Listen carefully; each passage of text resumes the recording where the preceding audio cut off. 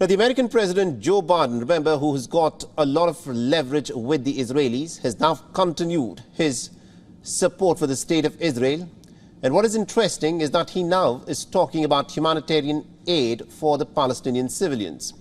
This comes as the United States is moving one of its largest aircraft carriers that is loaded with fighter jets and other huge cache of weapons to the state of Israel to accompany its earlier strike group in the eastern Mediterranean. It is also bringing its military might to have a bearing on the very tense situation in this. In his first call to the Palestinian President Mahmoud Abbas since the fighting broke out, Biden has offered Abbas his full support that is urgently needed for the humanitarian assistance of the Palestinian people, especially in the Gaza Strip. Now, both the leaders also said that it is important at this moment to preserve stability in the West Bank and the broader region. On the other side, the White House has said that Biden stressed about the unwavering, ironclad American support for the state of Israel. Biden has also updated the Israeli leader on U.S. military support and has repeated his warning against any efforts to broaden the conflict.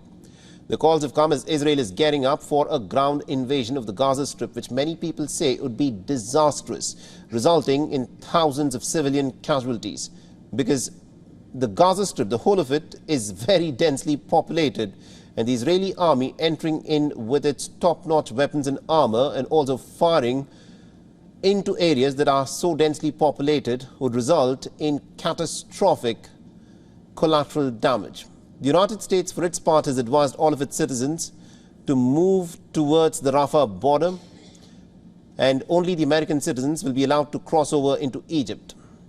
However, it is unclear whether Hamas, which controls the Gaza Strip, would allow access to the crossing for the American citizens. The U.S. government estimates that the number of dual citizen Palestinian Americans in Gaza at this moment could be just about 500 to 600. Washington has also dispatched its top diplomat to West Asia.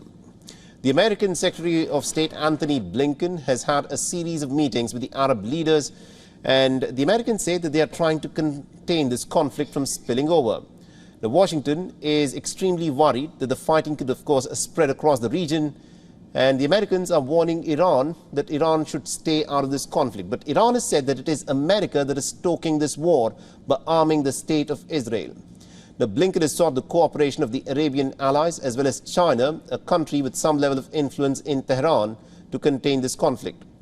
The United States and its allies have also warned Lebanon-based militant group Hezbollah against the escalating conflict in the state of Israel. However, senior administration officials do not believe that Hezbollah is likely to join this war against Israel, or it may not come to the aid of Hamas.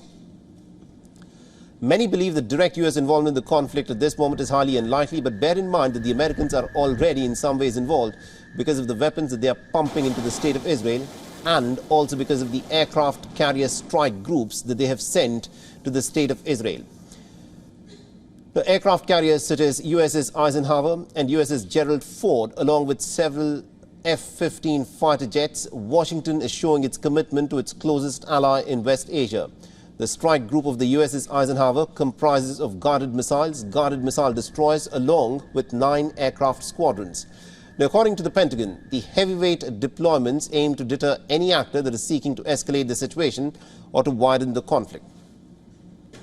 WION is now available in your country. Download the app now and get all the news on the move.